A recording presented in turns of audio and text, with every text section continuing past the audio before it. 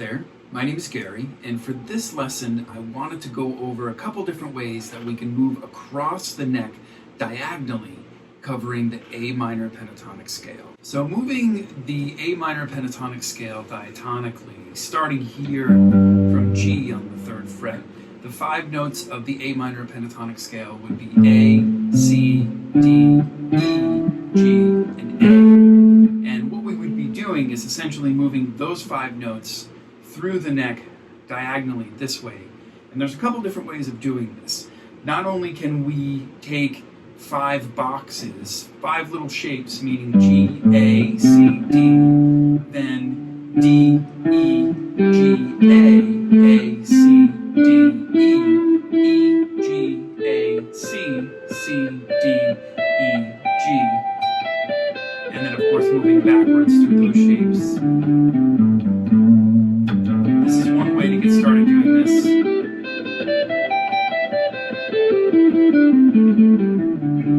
What I really like about learning the scale this way is the repeated position shift moving up. You notice as I do G, A, C, D, then I'm sliding my first finger here and going D, E, G, A. Then sliding my first finger to the A, C, D, E. And then from the E, E, G, A, C. And then from the C, D, E, G. Now going backwards, it's the same idea where I just essentially lead with the higher finger. So in other words, I'm going G, just E, just D to C.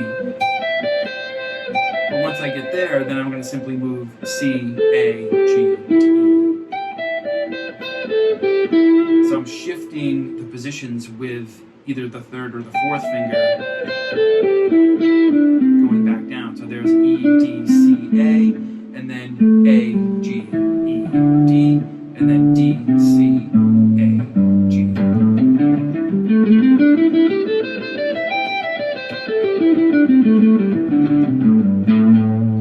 So the other aspect that we could add to this would be doing the same exact thing, but of course with hammer-ons and pull-offs. So that would essentially be just moving from G, A, C to D again, but instead of picking every single note, we'd be picking the first note on each string and hammering on the next when we're going up.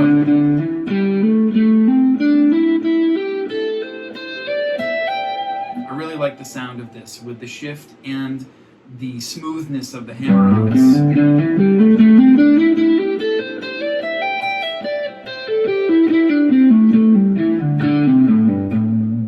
I like how the notes repeat as you're shifting through positions.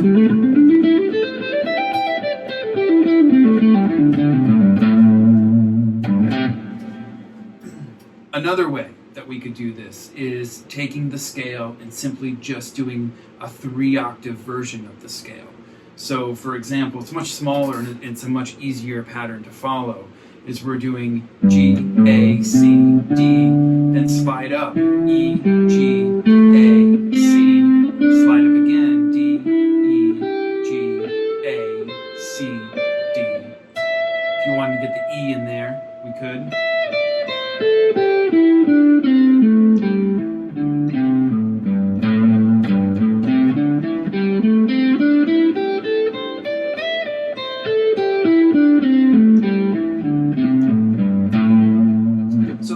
Useful for navigating what I call pattern 7 of the minor pentatonic scale, pattern 1 of the minor pentatonic scale, and what I call pattern 3 of the minor pentatonic scale. And this extra shift moving up to the 12th fret, the E here, that would cover the next shape, which is what I call pattern 4. The numbering of the scale, minor pentatonic scale patterns that I use is a little different than how you normally see them on the internet, only because I number them based off of the starting note of each position or each note in the scale. In other words, if you take an A minor scale, A, B, C, D, E, F, G, A, instead of saying box 1, box 2, box 3, box 4, and box 5, what I do is I number them based off of the note in the scale. A minor pentatonic scale is A minor scale with the B and the F, or the second degree and the sixth degree, removed from the scale. So in A minor pentatonic, there's no F and there's no B. So instead of ignoring those intervals, I essentially number the patterns in relationship to the first note in the scale, which of course is A, the third note in the scale, which is C, the fourth note of the scale, which is D, and then the fifth note of the scale, which is E, and then the seventh note of the scale, which is G.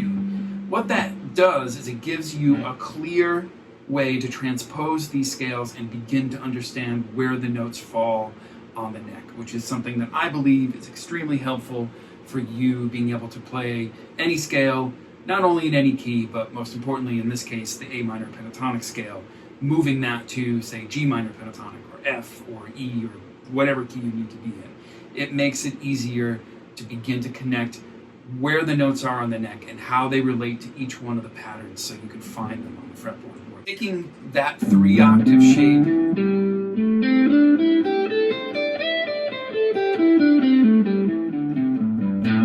something I often like to do is add the flat 5, or the blue note as some people call it.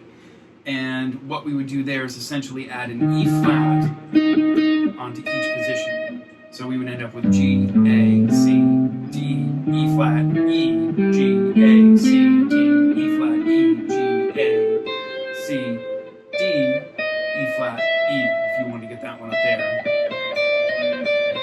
A couple different ways to navigate that section just because of that shift.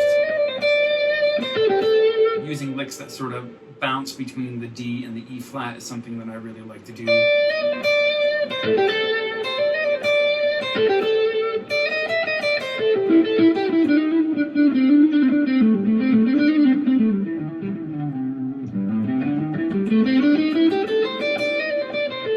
Or you could shift.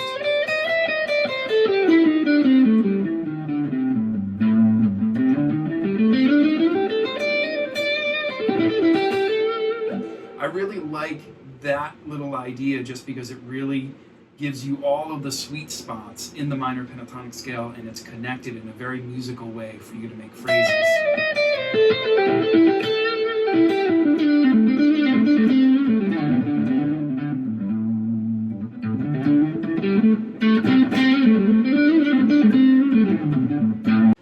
Lastly, there's another way to go across or go diagonally through the neck, which would be starting over here on the 12th fret, and instead of going diagonally this way, we'd go sort of a reverse diagonal type pattern.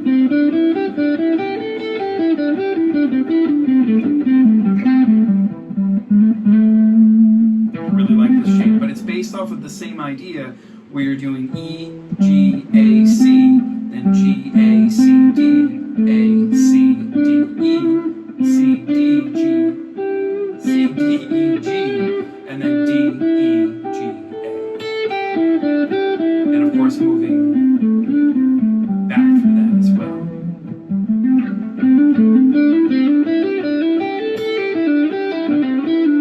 Hammerons and pulloffs. And it, of course, it has that same sort of repeated ending and starting note thing.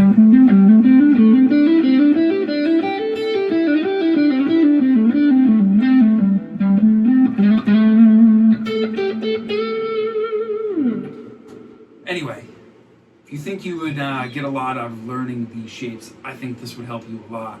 Soloing in any key, of course, this is easily transposable to any position or to any key.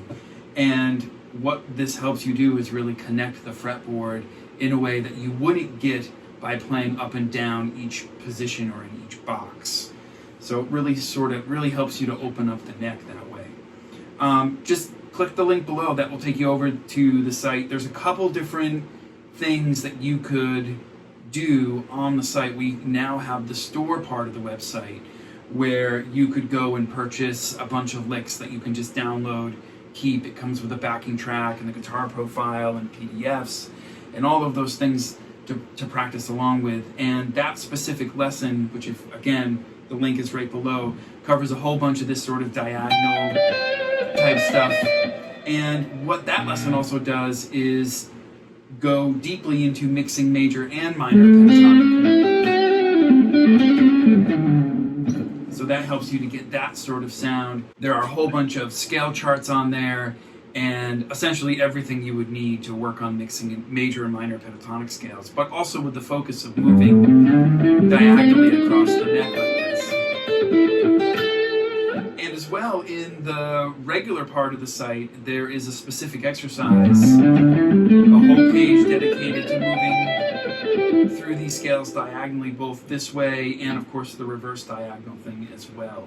Like, these lessons will help any guitar player better navigate the pentatonic scale going across the neck, and this will help you to maybe get out of a rut that you're in, or if you just need some new ideas and some things to practice. We all tend to get bored with the pentatonic scale, and I feel like these diagonal things with some licks will really help you to get out of that rut that you can easily get in with this stuff. I really hope you enjoyed this lesson, and I hope to see you again.